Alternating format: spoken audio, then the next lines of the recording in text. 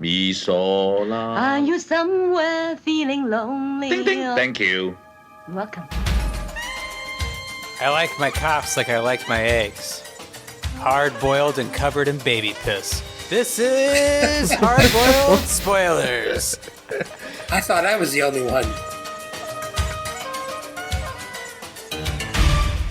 So true. Right? I mean, it's an Indiana staple. But hello, everyone. This is your host, Stevie. Tonight, this is kind of like a redemption pick, I feel. We trudged through a movie. Hey. It was a good pod. That movie. Pap, you weren't there. You have no idea what happened on the last episode. I'm sure you didn't listen to it either, but we had a great time talking about Max Payne. Isn't that right, Brett? We did have a great time. It was a fun time talking about it. It was just a hard movie to stomach, like actually watch. So I went with John Woo's 1992 classic, Hard Boiled. Not on Tubi, by the way. On YouTube. It's on YouTube, which is really nice. As Mikey said, the original Tubi. Some brave soul named Jack the Rabbit. Jack the is Rabbit, just going to let's take go. the DMCA hit whenever they find this. Dude, there was one in an English dub and maybe even one in like some other language, all on YouTube. I was like, couldn't believe it. Maybe it's like public domain. Yeah, I mean, the Jack the Rabbit video only has 783 views. Oh, really? Well, God bless him, because you try looking for this movie online to purchase. Can't find it anywhere. I don't think you can buy it anywhere digitally. It's not streaming anywhere, and you can buy it on eBay for like $200 for some reason. I don't know why it's so fucking expensive. Jesus. It's the hard-boiled edition. Wow. I think it did get a Criterion release. It did get Criterion. I read that. Okay, so this is a Hong Kong action movie classic.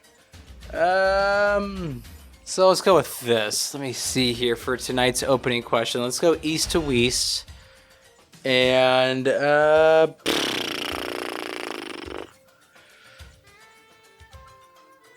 I'll say, what's the funniest thing you've ever seen a baby do? Oh, gosh. man. No warning? What? All right. I don't... Other than pooping and farting and sneezing. Oh, there's always hilarious ones. This is Brett from Fort Wayne. This is not easy. I'm not around a lot of babies. But wifey is 19 weeks today. Let's go. Nice. The kid will be 2 by the time the episode comes out. Joking. I do not. 3 if Josh has anything to say about it. I would not have said that if Josh was here. I'd be like, why don't you edit yourself? I don't know, Stevie. When they laugh, honestly, I've seen 2. Can it not be in person? Sure. The video where the little kid is talking to his dad and speaking gibberish, and the dad's speaking back to it, it's like freaking hilarious. Exactly what I was thinking. Oh, yeah. Right, don't bring that again. You know what I'm saying? Don't do the same stuff. You know what I'm saying? Yeah, I was thinking that. Yeah. Sorry, I don't have a better answer than that. Get back to me in a few years. Well, this is Pappy, recording from Goshen, Indiana. This was an easy one for me, even though we got no notice, Stevie. The funniest thing I've ever seen a baby do is climb into a gorilla cage. And then I hate Dear you. God. Jeez, Pap. and Joe R.I.P. Montenegro. No, I'm not talking about Oh, you're Right. talking about Baby's Day Out. I'm talking about Harambe? Baby's Day Out, not Harambe. Oh, Yeah. I almost God. I knew thought you you were were going to go Baby's Day Out. Jeez. Which, that Baby's Day Out, we did think we did a podcast on Big Dumb Movie. Hilarious all around. Every single scene in that movie is hilarious. You have really long arms. I don't think I made it all the way through that movie. Oh, it's so good. Mikey. Oh, you should watch it. It's not so much something this baby did, but when my brother was born, he was just like beet red for the longest time. I don't know what was wrong. Just What? he just had really red What do you skin for mean? some reason for a couple weeks after he was born. Just his pigmentation was just really pink for some reason, and he just kind of like grew out of it. It was so funny. Probably started calling him Little Rohit, though. Yeah. This is Stevie. Funniest thing I've ever seen a baby do was probably, it's about 3 months ago when my son was just learning to run, and he was so excited and very stumbly and uncoordinated. And I remember being in the kitchen, and he was kind of at my leg, hugging it, and he just took off towards the living room, which is like, where my big sectional is. And I don't know what he was thinking, or if he couldn't see, or if he was so excited he was running. But he just did like a 100-meter dash straight into my sofa. Like, like the hard part where the frame is? Like face first into it.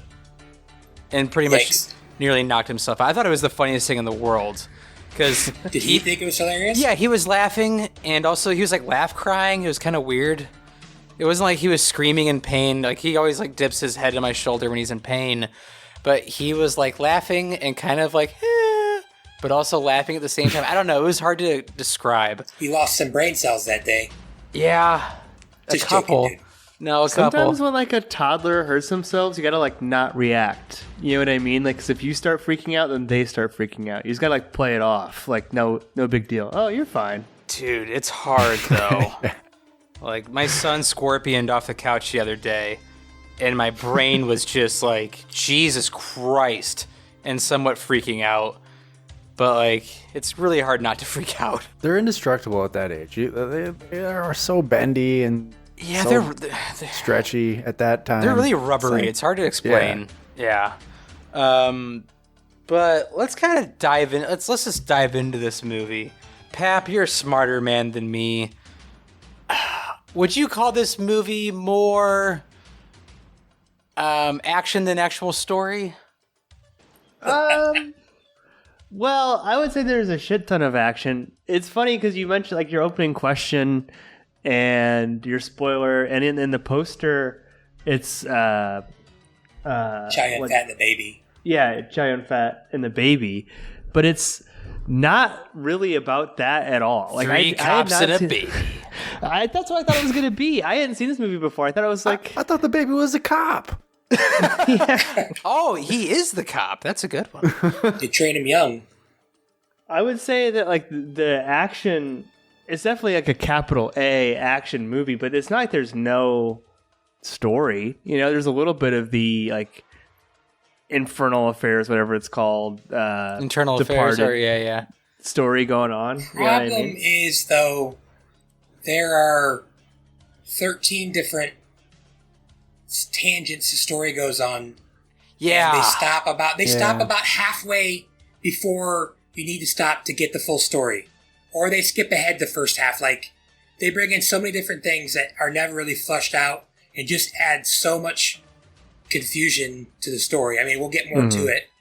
There's so much story, but it's not cohesive at all. With foreign movies, I'm always wondering, like, okay, what's just lost in translation in this movie? Yeah, I was. And this is just some rip off of YouTube, so I don't know who captioned this movie, but like, if it was the right dub, I don't know. Yeah, I don't know what they're putting up. Maybe it's just their interpretation of some parts, but I don't know. So it's hard to know exactly what the plot is in this. Well, I mean, the first hour there's a lot of ins, a lot of outs, but then literally a lot of what have yous. Yeah. The whole second hour of this 2-hour movie takes place in like one location, and it's just one big building action scene of innocent patients getting slaughtered. And they pretty much only had that hospital because I guess the original script was going to like deal with someone poisoning babies. It was going to be a much bigger storyline, but John Woo's like, not going to happen. So, but like they had this hospital and they like rewrote what the story was about, I guess. So here's my thing. And Stevie, I don't want you to think I'm like going to diss on this movie the whole time. I promise I'm not. I didn't make it. I think this movie suffered from, they threw us, besides the opening smooth jazz, real quick, who did the score? Was it Skinamax? Duke Silver.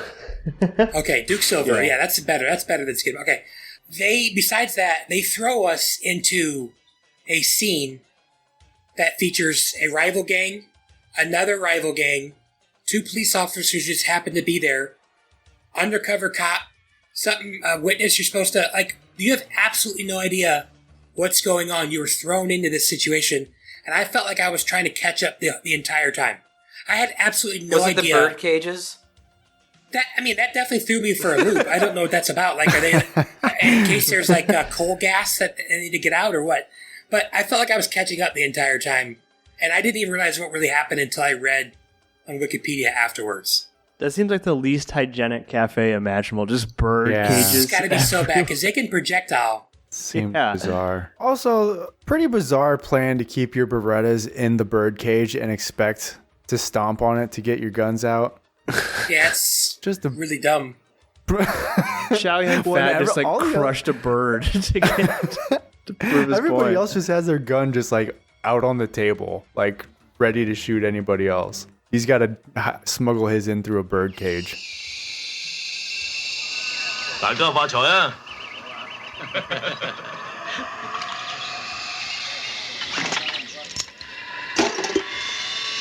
呢間我嘅，唔好爭啊！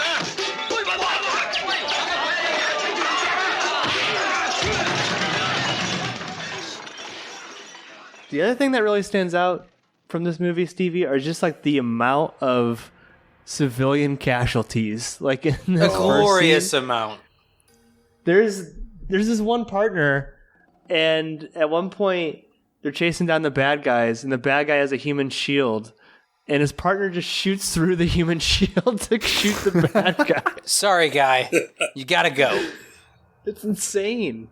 This movie used like a Marvel budget on squibs. There was so many squibs used in this movie. It's kind of unreal. I think they said 100,000 shots were taken. I think it's the most I've ever seen in a movie, like by far. I can't think of one that has more. I can't think of a movie that's got a higher body count that does not involve a war. Yeah. Or like Godzilla or something, yeah. Well, yeah, like to dead bodies, they just never stopped. This movie like features like the 90s staples of all great 90s movies, right? Jazz, moody music in the beginning. You need I don't moody. understand that. Every 90s film has moody music in the beginning. A warehouse where people are inexplicably welding the entire time. Have to have that. Every 90s movie has that. And then big explosions at the end. So it really does hit all the tropes you want in a movie. But Brett, kind of kick us into this movie with, like, we get an action-packed first 15, 20 minutes. Yeah, okay, so real quick, before I launch into this, I actually took 2 notes, and one of them was a technical note, and I feel like you guys know enough about me to know that if I notice a technical problem, it's pretty obvious. What was with the freeze cuts? Oh, I think it's cool. I didn't say it was bad. It's just, it was jarring, I thought. Like, they came out of... First of all, they used like 5 in the first 10 minutes. And then they didn't use them for like an hour. And it's just weird. I guess it's weird in an action movie for me to see that, but... Hong Kong cinema, through and through. Is that it? Okay, yes. I'll take your word for it. Yep. Okay, so... do you want me to start at the beginning, Stevie? Yeah. Okay, so besides there's jazz going on. He's Duke Silver in it. Apparently that was like an homage to John Woo or something. I don't know. So they're at this restaurant, and like you get a complimentary bird to take to your table. I think the birds are like your number you get now to like take to your table. Like, they have like those giant like stands like 45 on them. That's like that's like that version of the bird. They start squeaking when it's ready. Huh. I'd be like, no, you can just write my number on a piece of paper. So Chow Yun Fat, Tequila and his buddy, I don't know if it's Benny or... Tequila. They're just talking, and Tequila notices like a gang deal going right in the middle of this tea place.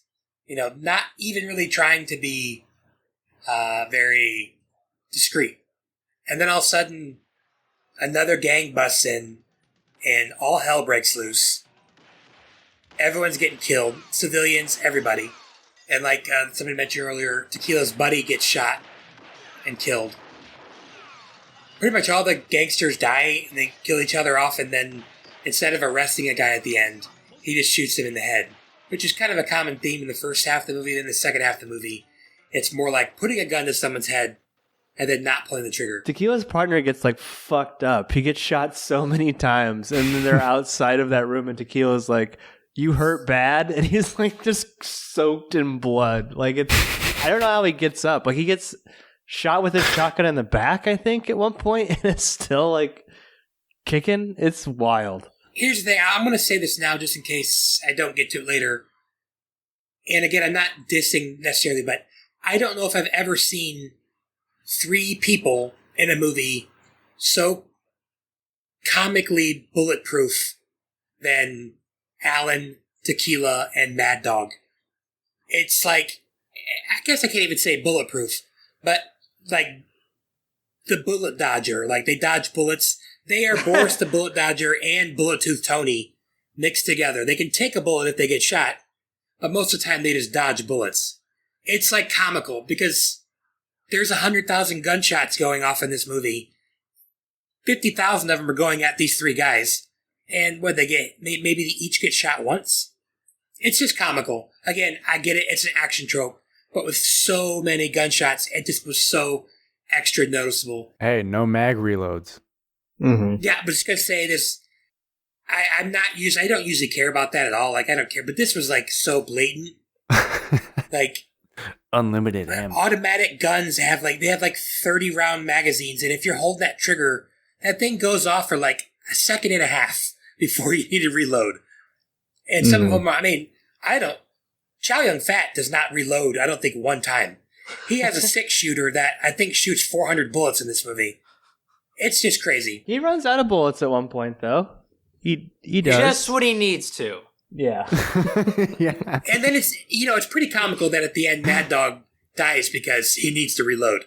But I don't really know what happens after. Someone want to take the chief inspector, the police inspector, after the Tea Time massacre. I just from the opening action sequence, I really love kind of the stair slide that we get from Chow Yun-Fat. That's so cool. Apparently that was ad-libbed, or not ad-libbed, but he made that up himself, so that's cool. Well, in the scene, it looks like something unlocks in his brain, and he's like, oh shit, I can just grind down rails and shoot people, like in a quick time event. Since I'm here. Yeah, it's like I'm expecting him to find new ways to grind on shit in this movie and shoot people at the same time. Yeah. You just put that Tony Hawk Pro Skater grinding meter on. Oh yeah. Yeah, I mean, we can talk about the inspector guy, but it's not a realistic shootout scenes, right? At any point in this movie. No. But what is impressive is just the amount of extras, most of whom are dying, getting mowed down in these shootout events, and just the amount of explosions too, right? And the camera does cool and interesting and weird things that you don't expect, be that because it's a Hong Kong movie, or it's just, the auteurism of John Woo. It's still is interesting and awesome to see these shootout scenes, even if they are ridiculous. Yeah, Chow Yun-Fat's doing some fun stuff. He's jumping with his guns and shooting people, climbing over stuff. Dual wielding. Times. Yeah. It's pretty cool, fun stuff. It's Stevie, wasn't there a video game with him sort of based on Hard Boiled? It's a sequel. Stranglehold. Yeah. Yeah. What? Or it's an unofficial sequel. They're all in it. The video game is a sequel? Yeah. Chow Yun-Fat's in it, and I think the other guy's in it. Yeah. What platform? 2007? Probably PlayStation, right? I think Xbox. I think I played it on OG Xbox. GameCube exclusive? No, GameCube? I imagine it's probably PS3. 2007 Yeah, sounds that's about possible. right. But from this opening sequence, I think it still looks badass to this day. When he rolls through that flower, and he spits his toothpick before pulling the trigger. That's such a cool fucking shot. No, it's really well done, Stevie. I have no qualms about that. Brutal execution. I'm not gonna say this movie's absent of story. It's not. I just for the action that we do get, I think it's just amazing. And there's just little fun stuff like that, just that spitting the toothpick, pulling the trigger, the blood splatter, which is used to comedic effect for some odd reason later in the movie. You guys know what scene I'm talking about, right? Like it's The hospital? Oh yeah, that's a comedic gag that's for some odd reason in this movie.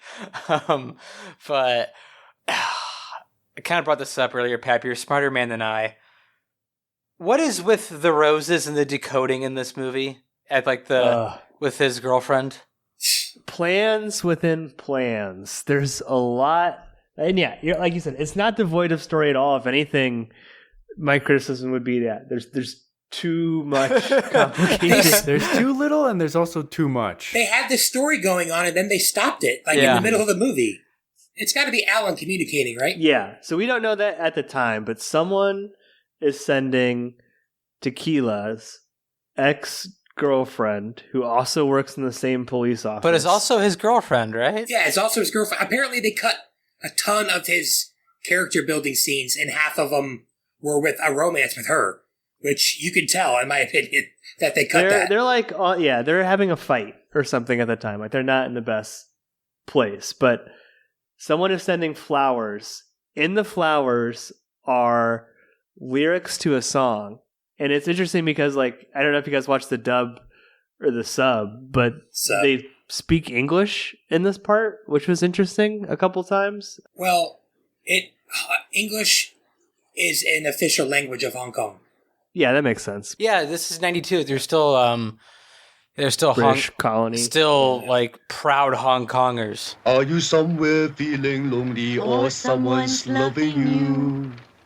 Thank you. Somehow from the song, she can decipher the notes as in like do, re, mi, fa, so, which then correlate to numbers, which then they can just put in a computer and will give them a code. I don't... Why? There's a big leap in there somewhere how 8 symbols can translate to an alphabet. I think La Rata was in there too.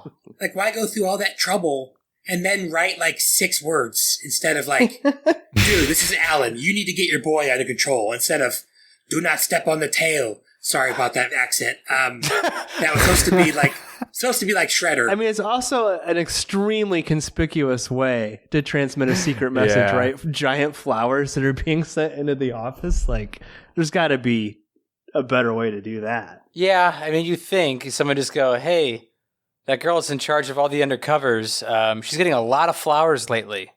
Like, it's just, I mean, it doesn't take a genius to be like, oh, seems kind of odd to be getting so many flowers when your boyfriend is right there. Mm-hmm. Mikey, one of our more compelling characters that we get throughout the entire movie.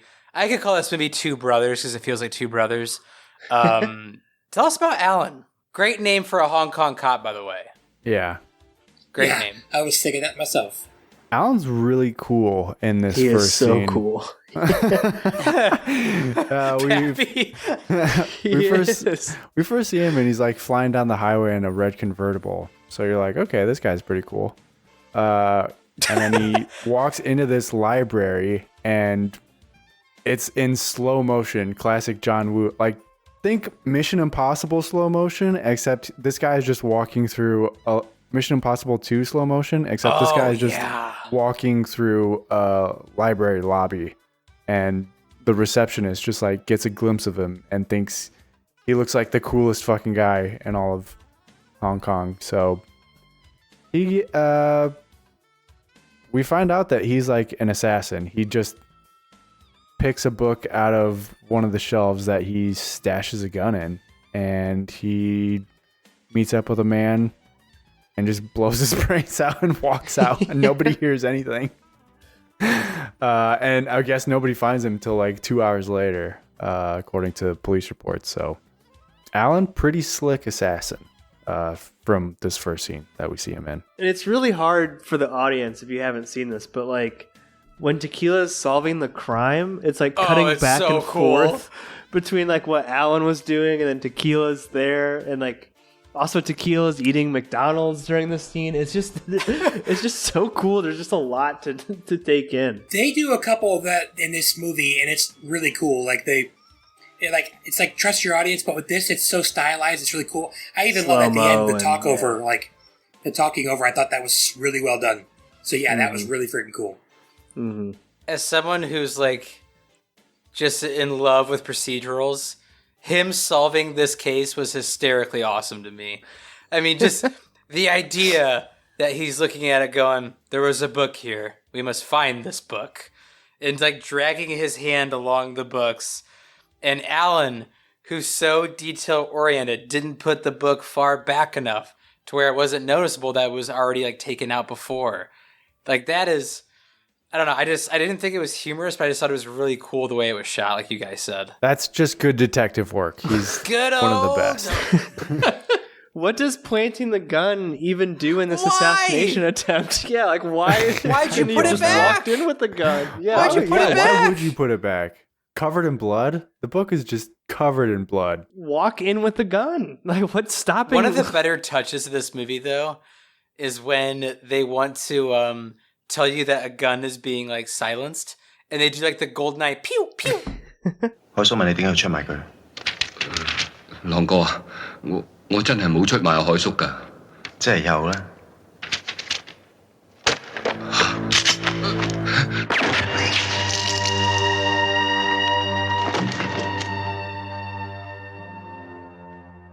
Like it's not how guns work, obviously, but I think it was a nice touch to the movie, at least. And again, like the first 30, 45 minutes of the movie, Brett, I think you mentioned this, like, trust your audience. It's like, it can be hard to follow because there's just a lot happening. And you don't even know who Alan is. I rewound it like 3 times.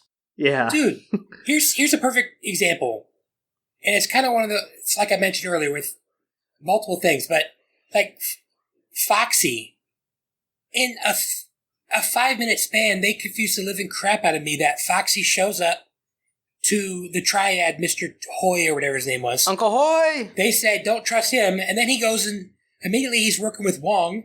And then 10 minutes later, he's talking to the cop. Like, what? I don't know enough about Fox these. serves 3 masters, Brett. He fakes his death twice. He fakes his death twice. And then really dies. Does Alan not know that he's on his way to betray his uncle? Quote unquote. Like, can someone just talk through this? Because I feel like if you haven't seen this movie, this probably just sounds like the most incoherent shit It's ever. kind of how it was watching it as well. It's kind of So like that weird. watching it. Yeah. He has so much faith. He has so much faith in Alan that Alan's a forward-thinking criminal and wants to make more money that he puts him on the spot and he's like, you're either going to kill me or you're going to kill him. I don't know. Mm-hmm. Stevie? Pap, I kind of like the way you were doing it. Set us up. Yeah. There's 3 parties at play here, right? There's the cops who we've talked about. Triads. The Triads, who are the more, I guess you could say, like, brutal, right? Arms dealing gang. No, the Triads are the Mr. Hoy or whatever. Yeah, Okay, Ricky sorry. Tan. Yep. Mr. Hoy's the Triads, who are the less brutal. Like, there's something about this, like, uncle character where he seems kind of likable. And the scenes with his family, quote unquote family, they're all like, they really like him. They talk about how much they respect each other. Oh my gosh, they love each other. Yeah, yeah. It's like they're the good arms dealers fueling international conflict. Then you have the bad arms dealers. Does this group have a name? In Wikipedia, they just call him an upstart gangster. Like, it's literally like The Godfather, where he thinks that I could make more money. We can make more money if we're doing this, but the old mustache Pete type doesn't want to change from the status quo. Like, he's happy. So I don't think they have a name. Now, we should say that during all of this, Alan is undercover for the cops, the first party, right? But he's infiltrating both gangs simultaneously, And he kills so many people. carrying out assassinations on behalf of the gangs. Yeah, he's going rogue for sure. Also, if he is a good guy, and I guess it's a trick, you could say this is a bad thing that a director does. Like, here's a good example. Sorry, I'm going to get off. In Frozen, when who's the bad prince guy? Hans. When he is under the boat and he smiles because he's, in love, that was for the audience. That's not realistic that the character would do that. So in this, why is Alan so smug when he's killing that guy at the beginning?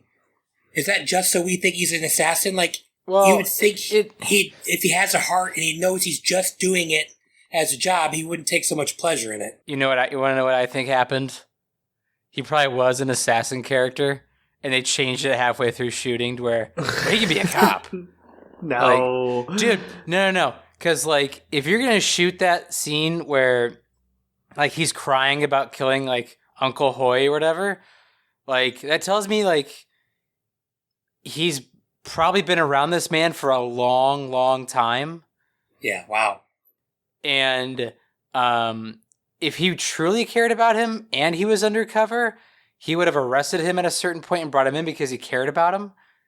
Like, it just, to me, it seems like it just switched like halfway through shooting, if you want me to be honest about it. Well, I mean, unlike The Departed or Infernal Affairs or whatever, like it's based on, it's not told from Alan's perspective, right? So we just have to catch up with Alan the whole time. And meanwhile, Tequila is like frustrated because he's not into what's happening. We're seeing it all from Tequila's perspective. So when there's that big shootout in the warehouse, we as the audience and Tequila don't know why Alan doesn't kill him. But now, having seen the whole movie, I'm left with the question, why did Alan kill all of Uncle Hoy's like boys? Yeah. Like, he just mercilessly guns them down. It says on Wikipedia that he was trying to show off to get in tighter with, was it Johnny Wong or whatever?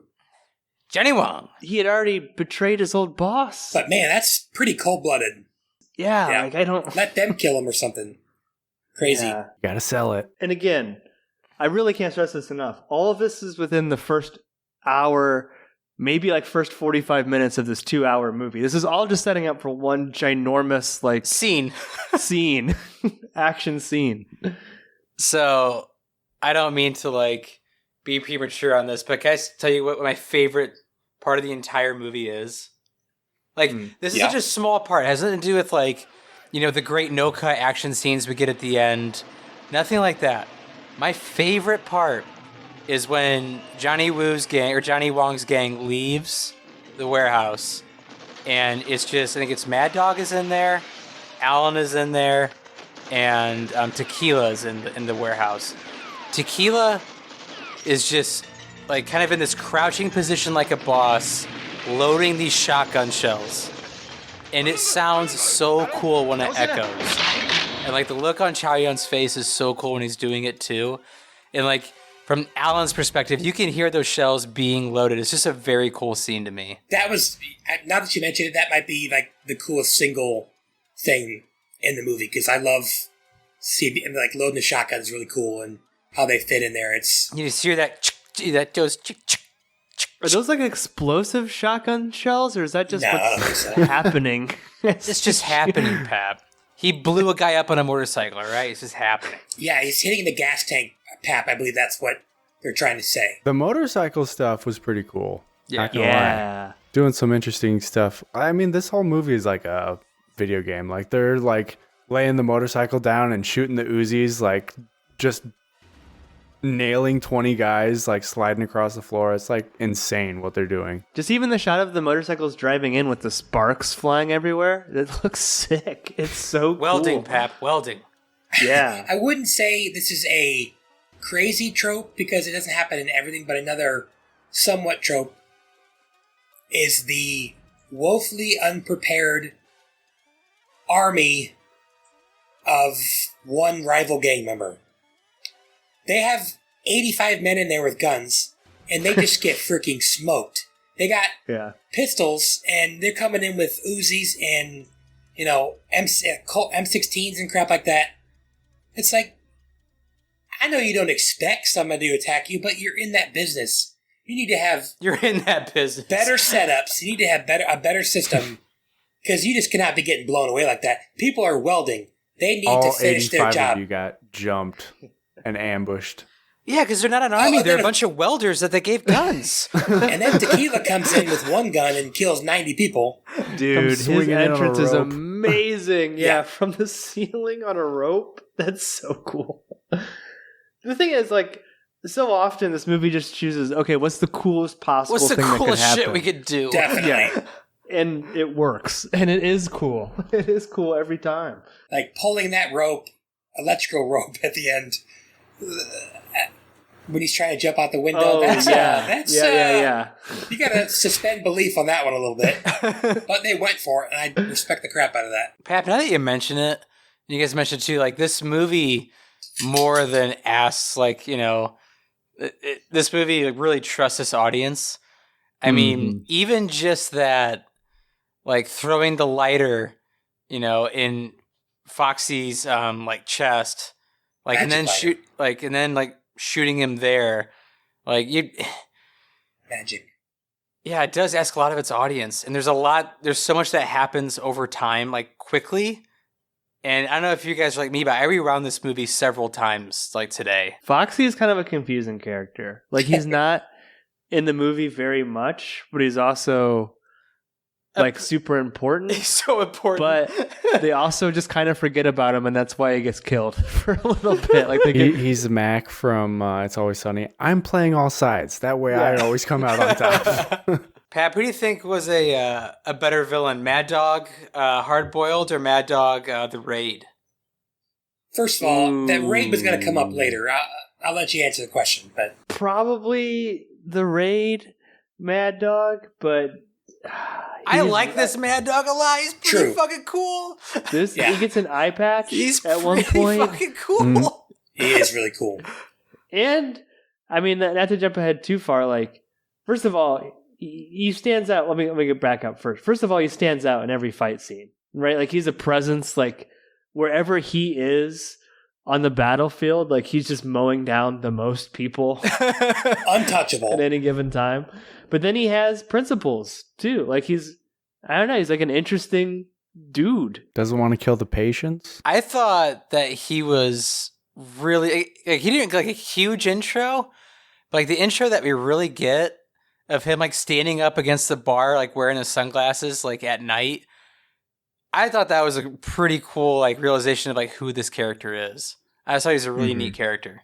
Who stood out more, him in that bar or Terminator in the first Terminator movie? Oh my God, this guy, I love, Mad Dog is a really cool character, but like, talk about the most obvious murderer you've ever seen. Yeah, Sitting over there with the glasses on, looking like he just killed 19 people. I wear my sunglasses and don't supposed to play with the guy in shades.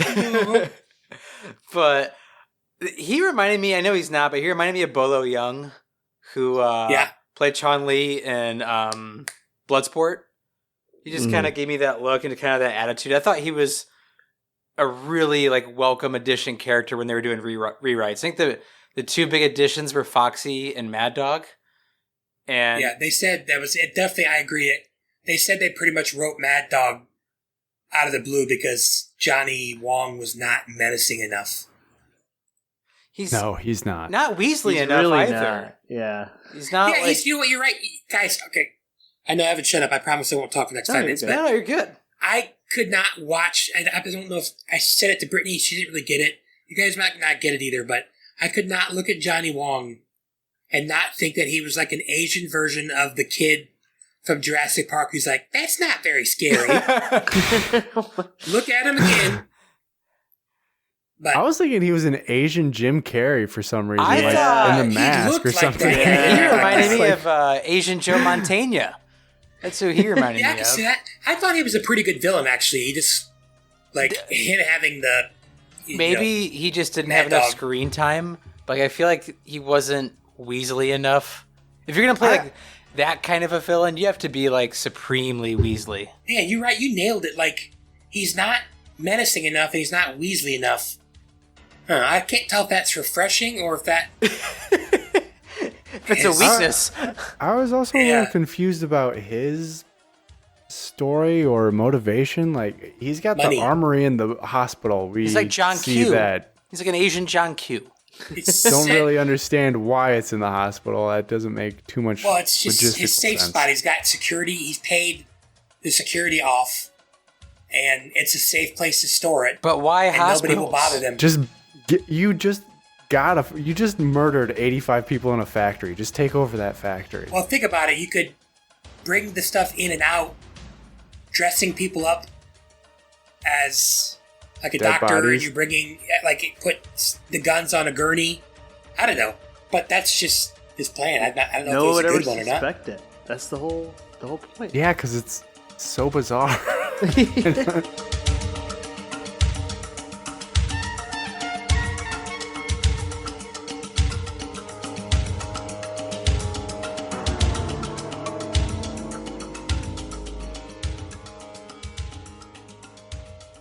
The character of Mad Dog, just to go back to him real quick. Like, Stevie, can you think of other examples of this where it's like almost like a mini boss? You know what I mean? It almost feels more like a video game. He's Goro. He's a lot harder to beat. And then once you get past Goro, you fight Shang Tsung, who's much easier. Goro is always the worst. God, I hated playing Goro. He'd come down sometimes and he'd be right next to you. Yeah. Like, what? I can't even move before I'm getting hit with 4 fists. And half your life's gone. A good example of this, Pap, Mad Dog reminded me a lot of kind of like the Raid 2, like their secondary boss. You know where that kitchen fight scene? Yeah. Where it's like once you get past him, which is like the bloodiest fight scene in the entire movie, life's pretty gravy. Trying to think of what else. This is a really lame example, but like Captain Phasma in the new Star Wars movies, remember? She was kind of set up as like... Yeah, but they didn't do much with her. No, they recycled her. Right. But this is like... what this movie does so well is like Mad Dog's like the most interesting guy in the whole movie. Like, outside of that, like, I just watched, like, I'm watching the warehouse scene again. He's lighting a cigarette off this like burning car. Isn't that awesome? Yeah. Leaning his face close to the flame. Like, Dude, it's so cool. When he's yelling at Wong and the blood is dripping diagonally out of his eye patch, it's so cool looking. Mm-hmm. There's also, they frame him very well in this movie. Yeah. He's like, this dude may be 5'4", but he looks 7 feet tall. Like, they frame him spectacularly in this movie. And when they're in the hospital, and I think it's him and Alan going one-on-one at this point. I think Tequila is off in the maternity ward. He like is in front of like this table that's flipped over and it's all on flames. And him and Alan are fighting against each other. And then he does like this Michael Jordan like 40-inch vert jump over these flames without taking a step. It looks so cool. I'm looking at Ranker. Sorry for keep going back to this, but these are some examples of mini bosses. Odd Job in Goldfinger. Okay. What about Random Task? Random Task, yeah. He's in prison. Yeah. Carl and Die Hard, The Witch King, and Return of the King. Ooh, yeah. Witch those King's are both good ones. Nice. Yeah. So is Carl. Most of these other ones kind of suck. What are the other ones? Todd and Scott Pilgrim, Taserface and Guardians of the Galaxy. Well, a 2. better one is Nebula in the first one. Yeah, Nebula's a good mini boss. Taserface is barely a boss. Taserface! Rictus Erectus in Fury Road. Yeah, I don't know. I feel like this... I haven't really thought about this before, but a good mini boss in a movie is a great thing to have. It's essential almost. I like that. Yeah. Mm-hmm. It takes a lot of pressure off of having like a crazy fleshed out villain. You kind of, when you have those mini bosses in movies, you kind of forget, what is the actual villain? Because like, as much as I hate this, like I don't hate to say this, but you could really make an argument. Solozzo is like a million times more interesting than Barzini, right? Yeah. Oh, yeah. He Yeah. is like a great mini boss. Like, yes, he dies very early in the film, but like he seems like a mountain compared to Barzini, even though Barzini's kind of like running the show. And as we're talking through this, the mini boss is like the muscle, and the big boss is like the brain in all of these circumstances. Yeah, you have like your Mad Dog, Commando. on a leash. I don't know if you guys have seen Commando, but it's going to be Pixar. John Matrix? Yeah. Oh yeah, it's a great movie. Pappy, have any guys have any other mini bosses that are compelling in movies? That's all I can think of. So many. I would have loved to put that together, I suppose. What is it? Raiders of the Last Ark? Winter Soldier. When he has to fight the giant Nazi and then he gets him in the propeller blades. That's a good one. Oh yeah, that's a good That's mini a boss. really good one. I feel like Afro Samurai had a good mini boss. I'll have to think on that. We have to come back with a list at a certain point. Like, what's a great mini boss in movies? Because like right now that I'm thinking of, the guy from Raid 2 is my ultimate favorite mini boss. Just because of what it comes out to is like the penultimate fight, right? The fight that's important. But Pap, it's hard to get through this movie because it's a lot of action. And I'm not saying there's no substance, but this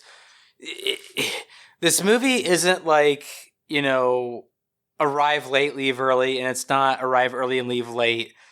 It drops you in the middle and leaves you in the middle with its story. It's very strange.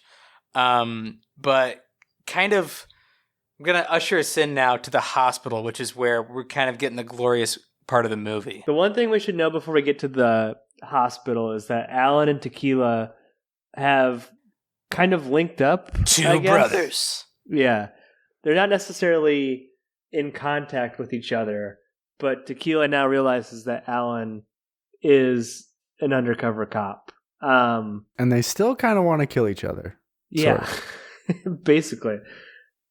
Again, so this is the hospital where there's a bunch of guns hiding out. Tequila's going here to get Foxy treatment, right? Is that why he's there? That's a good porn star name. Foxy treatment. Foxy treatment.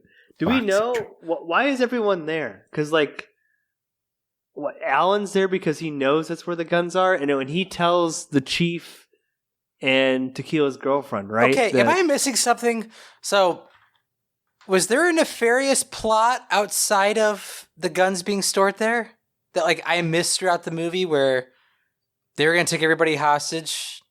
Did I miss something?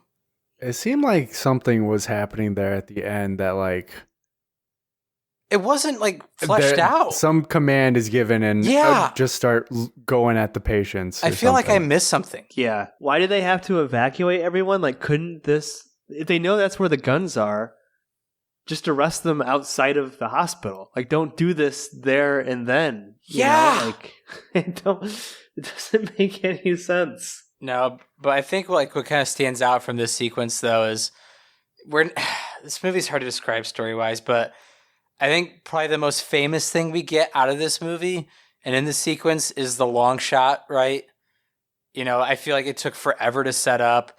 You have Alan and you have Tequila going through these halls, just murking bad guys left and right. You have paper flying in the air 24/7. I feel like there was a lot of prep and blocking that went into this. And these long shots are not easy to do, first off. And, it's one shot, but also there's a lot of moving parts, a lot of acrobatics.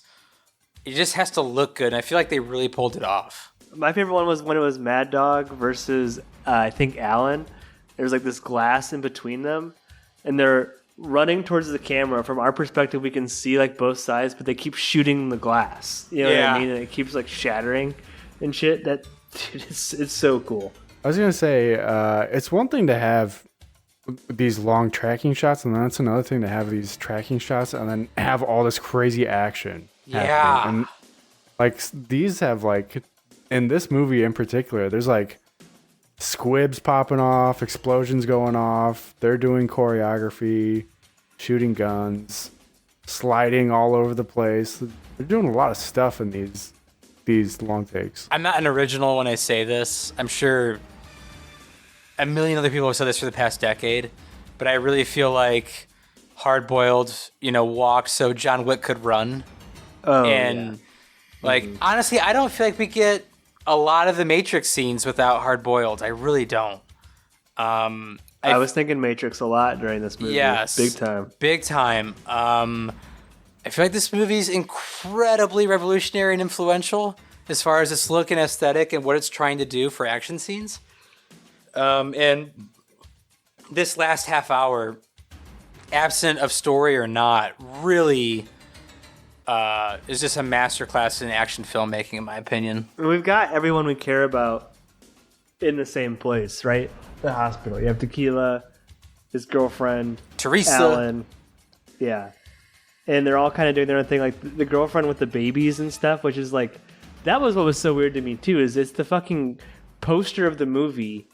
Tequila holding this baby, and it's like the second to last shot of the movie. It's this whole scene. Like I kept waiting. Like, does this actually happen in this movie? Am I just confused as to what this is?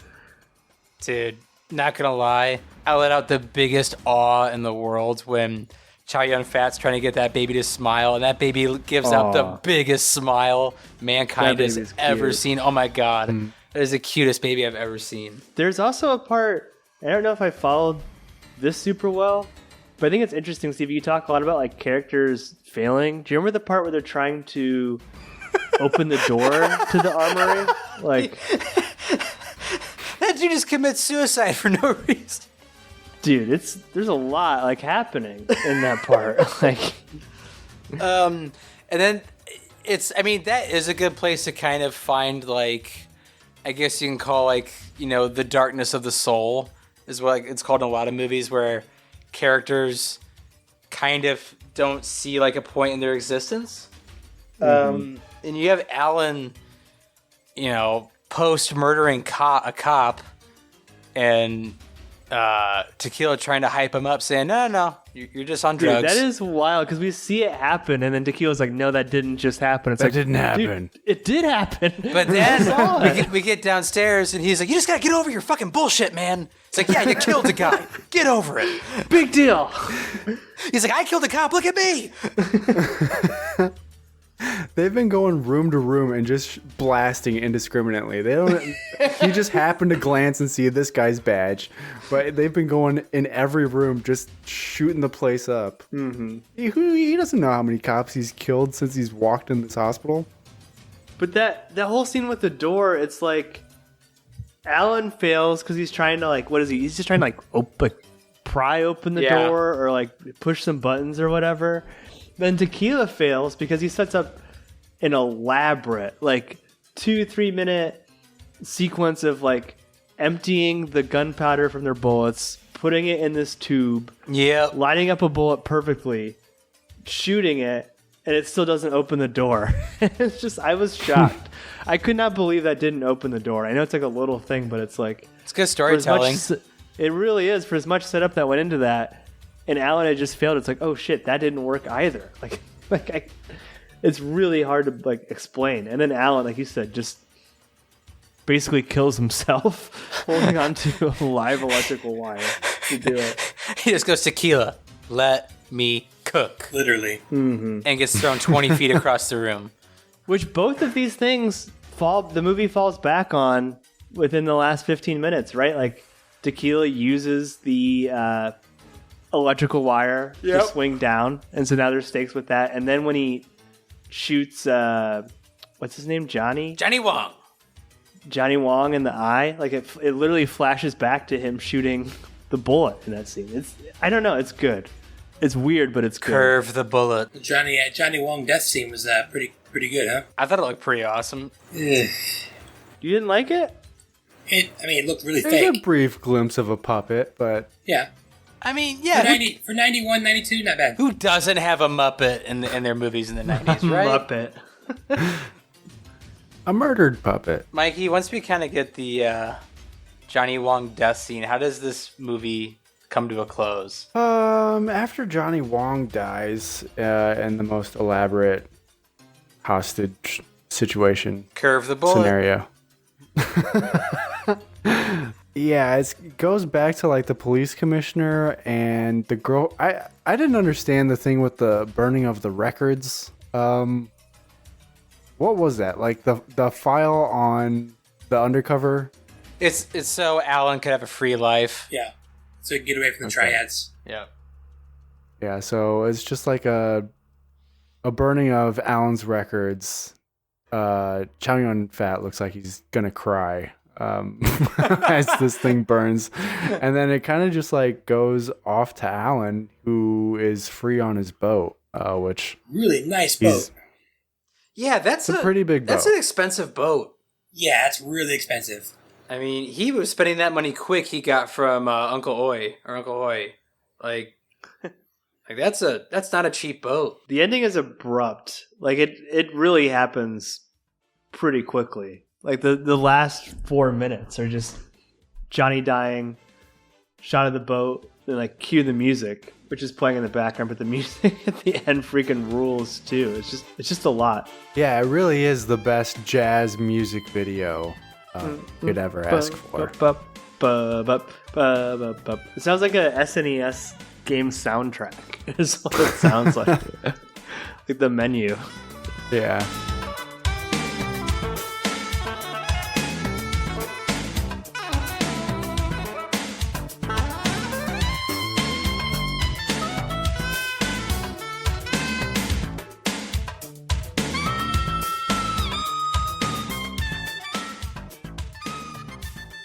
Do you guys grow up with the Super Nintendo or Sega? Oh, you were too young. No, right? I still have a Super Nintendo. It's sitting right over there. I didn't have either, but I played more Super Nintendo. Sega? Nobody who had Sega. What about you, Brett? Super Nintendo, but I was jealous of Sega because of the Mortal Kombat and stuff. But I'm definitely a Super Nintendo guy. I like it more, but I just barely ever played Sega. Bougie. Oh, what about how oh god, what's his face? Foxy dies when he gets his neck slit. Oh, and it, yeah. sprays all over the wall. Squirts everywhere. Steve was saying that was like a jump scare comedy. Absolutely insane, yeah. Yeah. And all that happens because they kind of forget about Foxy. Like, Alan and Tequila are just talking in the other room. While Yeah, they don't Foxy's seem too by himself. torn up I about was it. kind of embarrassed to admit it, but I didn't even know what they were talking about when they were like, "Where's the armory?" Like, was that mentioned earlier in the movie? Where the guns are? Like, I don't even remember them talking about that. I don't know. I don't know. I think Alan knew, right? But I don't know how Tequila knew. I just don't barely remember them talking about it. Like, obviously he's a weapons dealer, but I don't even know if I knew that he was a weapons dealer until later. We would also be remiss. The baby saves Tequila's life by peeing on him. Yeah. He's on fire. Well, I don't know about saved his life, but saved him from having some scars. From third-degree burns, yeah.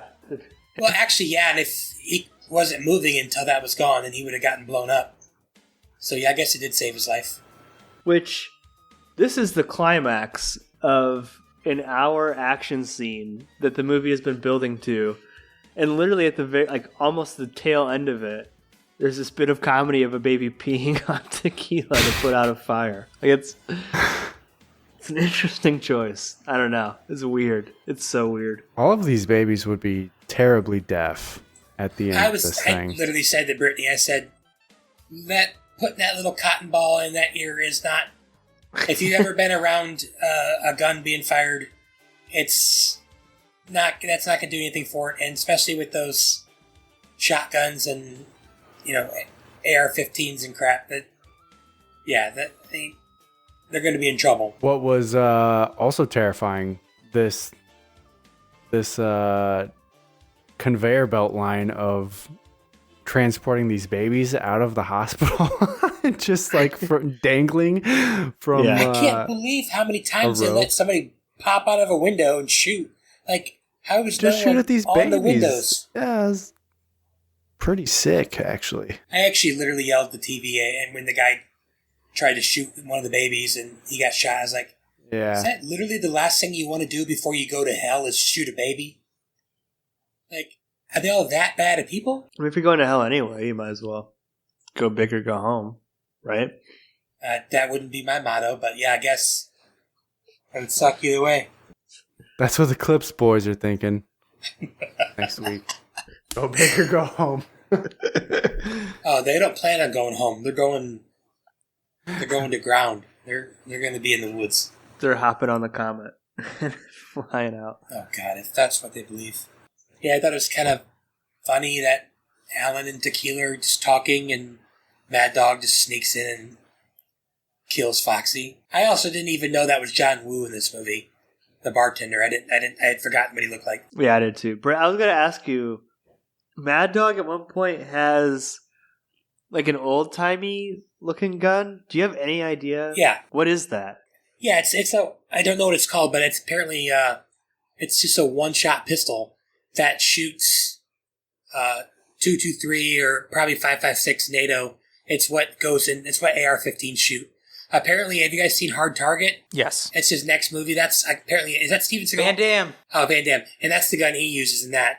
I can get So you the name. impractical. God. Yeah, that's a really cool gun. A little impractical again, but also when Wong comes out, he's got that freaking street sweeper that looks like a Nerf gun, like it's just blasting.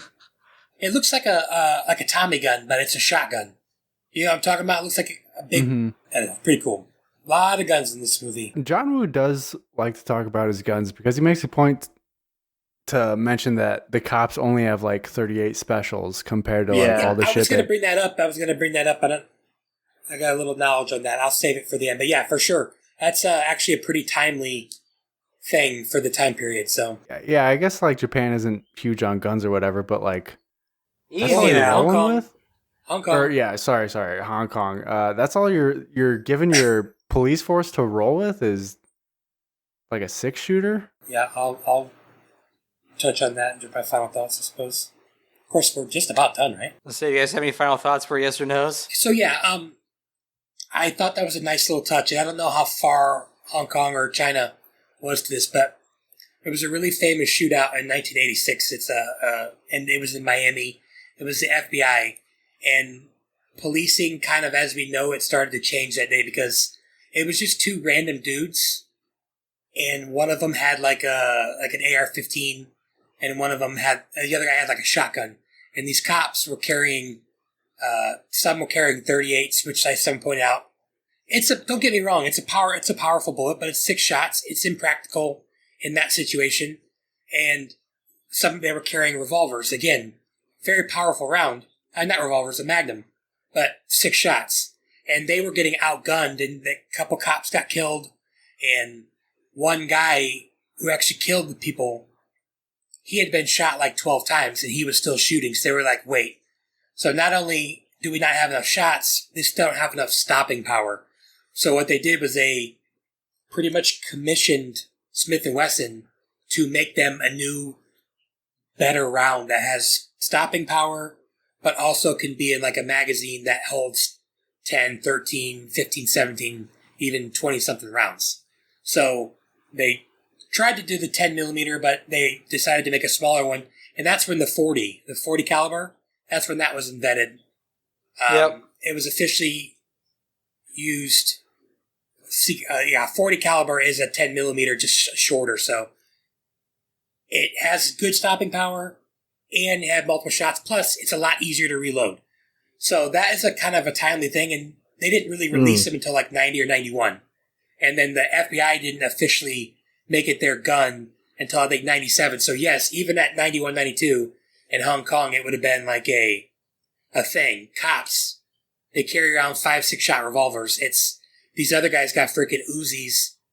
I mean, it's a nice little touch. I don't know if it would have aged as well as it did, but it was a nice little touch. And I think if I know John Woo, and John and I are buddies, I said to John Woo, we're good friends. I think he probably did that on purpose. So yeah, that was my little extra thing. Also, a cigarette lighter would not be able to stop a bullet. And when they were hiding behind like wooden desks and car doors, yeah, those don't stop bullets either. So I thought that was funny, but that stuff never bothered me. Never bothered me anyway. 2 Frozen references, 1 movie. I mean, that stuff is more believable than them dodging 500 bullets in this movie. Oh yeah, at least. Curve the bullet.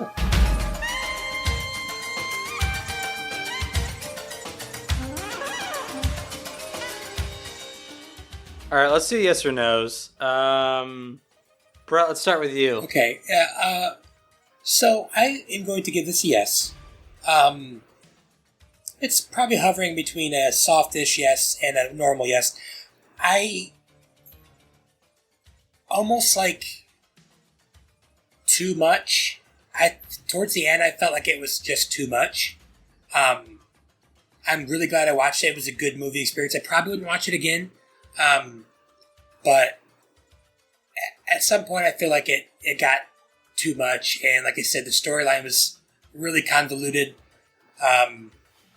I liked the acting from all the main characters. I thought Alan was awesome. It was driving me nuts the whole time trying to remember what I knew him from, and I was like, oh, he's in Shang-Chi. Just a lot older. I thought, obviously, Chow Yun-fat, I think it's the first movie I've ever seen him in. So that's kind of cool. And I thought Wong and Mad Dog were both really good, too. So the acting was good. Obviously, it's an action, like, masterclass of just choreography and just explosions. But at the same time, if people like John Woo, I don't want to hear anybody like how does he not get more crap like Michael Bay? Like, it was just as obnoxious. Like, I don't want to say obnoxious, but it was pretty crazy. But I'll just wrap that up, and somebody else can touch on if they want. Yeah, I'll give it a yes. I'm glad we watched it. Just, it's a lot. It's a freaking lot. Nice. Pappy. Yeah, I'm going to give us a pretty hard yes. And that's actually a really interesting point, Brett, about the Michael Bay comparison. And honestly, maybe part of that is just like the translation aspect, where if I'm reading the lines, I can't tell how good the acting is. Like, certainly some of it sounds a little cheesy even with the subtitles, but like, I've just never seen a movie with it's so weird to say, like, but like this much story, but it really just kind of boils down to like an hour action sequence in one location. You know what I mean? There's just, I don't know. I really loved it. And if you go into it not wanting it to be anything else other than what it is, for what it is, it's pretty impressive. And like Stevie mentioned, like the influence on movies like The Matrix and John Wick, it's clearly there. Like, this whole gung fu style is really fun, entertaining. And even if like the story is like almost soap opera level-esque at times, there's still enough there to be like, I like that they're trusting the audience. I like that there's not a bunch of like exposition dumps or like they're holding your hand. They're like, no, just figure it out as you go. We're moving fast. Characters are changing. We got double, triple agents happening here. So, yeah, very hard yes. I really enjoyed it, Stevie. Good pick. Nice. Doubles is good. Triples is best. Mikey. Yeah, it's gonna be a cold day in hell before I say no to a movie that has this much guns in it. Just stuff exploding all the time.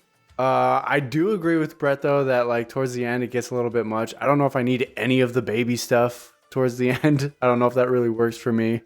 But it's a lot of fun, and I like the vibe that they're setting. The jazz music throughout like basically the entire movie, I think, sets a really cool tone. And you can see like how it influences so much stuff. Like, we were talking about The Matrix, we were talking about, I mean, it definitely influences like Cowboy Bebop and stuff like that. It's definitely got some anime stuff to it as well. So it's just such a, I've heard about it for years, just never got around to watching it, and now seeing it, it's like, okay, this is like one of the original crazy gun heavy action movies that like John Wick is now the one that we now associate all this stuff with. So it's a really awesome movie. I just don't know if story wise it's doing that much for me, because it's just a lot to take in 2 hours, but it's super entertaining, so it's a hard yes for me. I wish 15 to 30 minutes could have been taken off. I don't know. I thought 2 hours was just too long. Yeah, that's about right. I'm gonna give this movie a pretty hard yes. What really excites me about movies is while watching a movie, I'm going, God, how did they do that? And I feel like this movie has a lot of it. It's such a heavy action movie. You guys have already touched on it. It influenced the hell out of movies that we're watching currently. Like, John Wick to us is the gold standard. And maybe 20 to 30 years from now, there'll be another movie where John Wick is the foundation, and that new franchise is the gold standard. Like, just building on filmmaking like that is cool to me. because this movie to me is very revolutionary. It's overall a really fun watch, and really happy I got to spoil it with you guys. That was fun. Mm-hmm. Watch it on YouTube before it gets taken down. Yeah. YouTubey, Jack the Rabbit, right?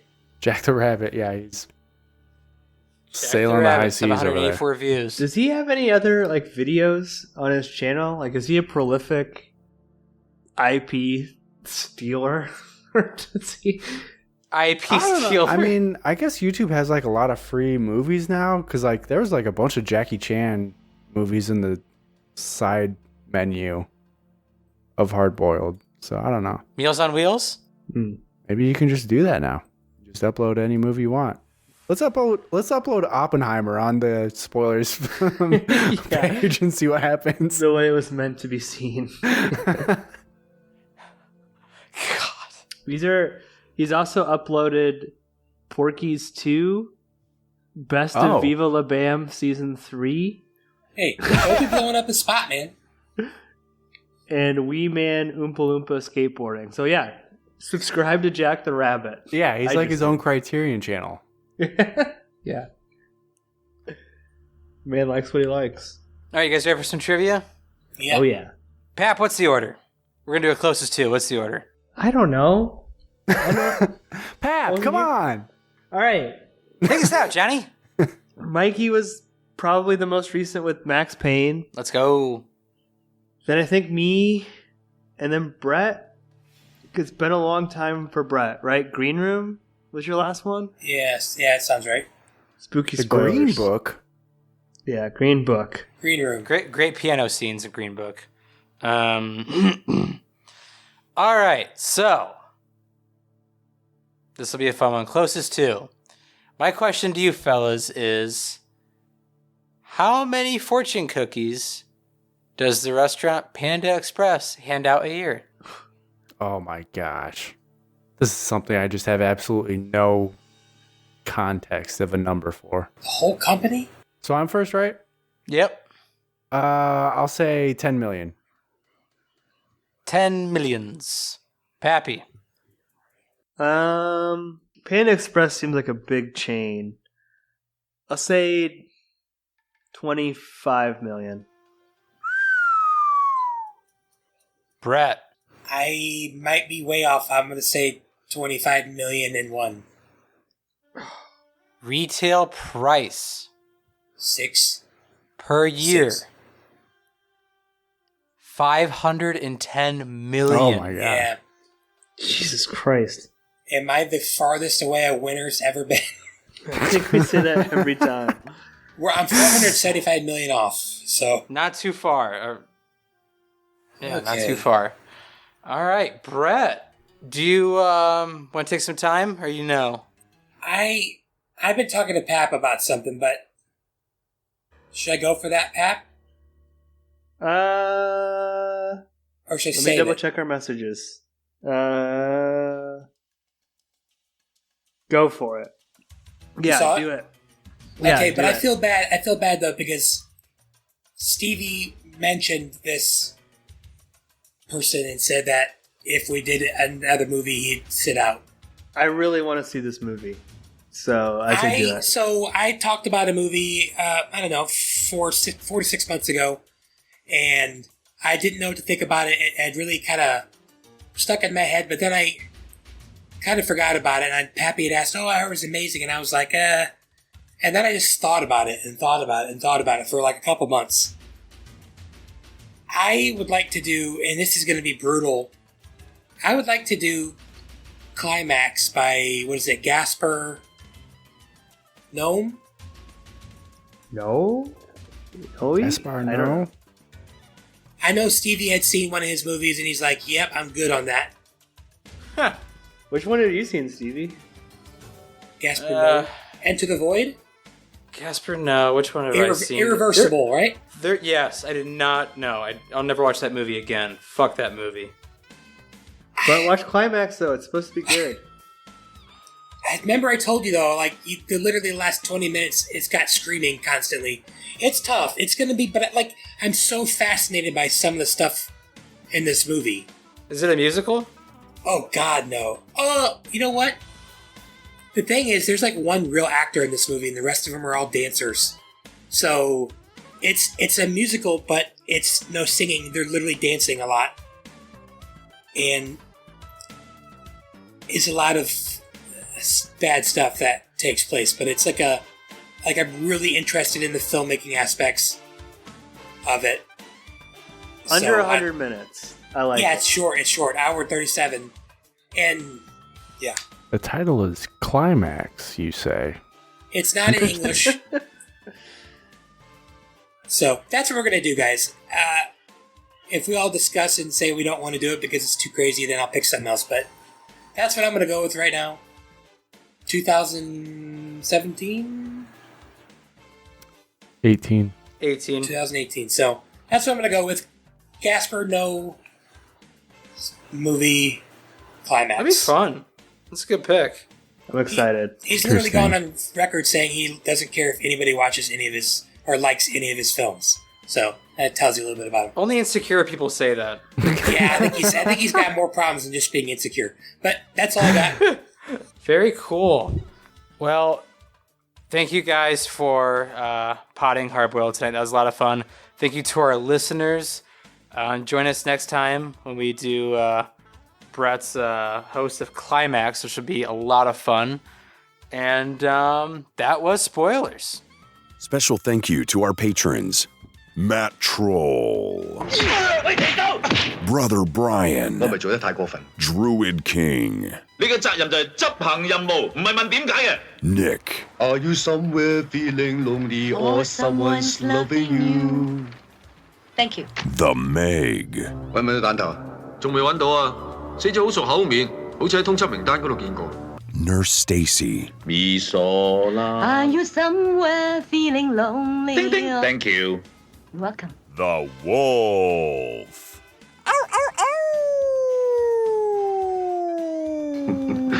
唔好講咁多嘢啦，仲食煙嚟做咩嘢啊？ Barky 420, 佢一向都使緊我嘅錢，海叔個竇都係佢爆俾我知。 PK, 軍火單嘢唔使你跟啦 ，OK？ Spencer, 點解喺法律上我哋警察一定要完全證明一賊有罪，法庭至肯判佢坐監？點解唔可以叫一賊證明佢自己係冇罪啊？ Gale, 佢冇咩講啊咁。佢嗰度等佢消息。如果我收到玫瑰花嘅話，即刻疏散你啲病人。 Swole, 如果破到呢單嘢，照舊俾翻10個傭你。 Cheese Zombie, 大狗，喂，過嚟。哦。 Sebastian, 阿媽煲個湯你飲唔飲啊？唔飲。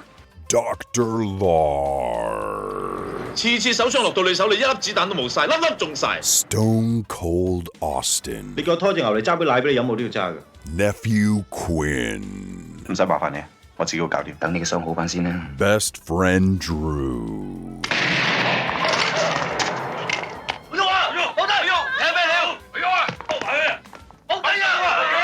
Shatty Daddy, 隨便睇下嗰邊嘅環境，啱咪留低嗰邊。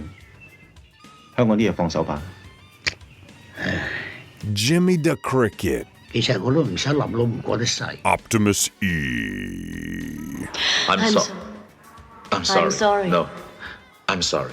真嘅。 If you'd like to request an episode, hear your name read by Spoiler Man, or even just help us make podcasts, please check us out on patreon.com/spoilerspodcast. Our email is podcastspoilers@gmail.com. Josh Hensley from the Rutabaga wrote our theme song. Please support this podcast by leaving us an iTunes review.